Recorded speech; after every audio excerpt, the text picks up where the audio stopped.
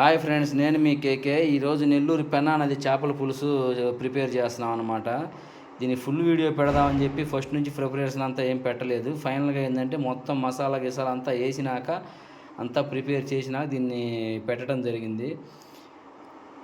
దీనికి కావాల్సినయి మొత్తం మనకు ఫుల్ వీడియోలో వస్తాయనమాట. నెల్లూరు పెన్నా నది ఇక్కడ మన పొలం పక్కనే ఉంటదనమాట ఈ నది పారత. అది ఉదయాన్నే ఒక పెద్దాయన పడుతుంటే ఆయన దగ్గర 3 కేజీలు తీసుకోవడం జరిగింది. చేపల మట్టికి సూపర్ ఫ్రెష్‌గా ఉన్నాయి ఫ్రెండ్స్.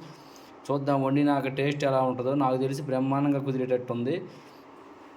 ఇప్పుడే ఇది చెప్తుంటేనే చూడంగానే నోరు ఊరిపోతుందన్నమాట. చూద్దాం ఎలా వస్తుందో.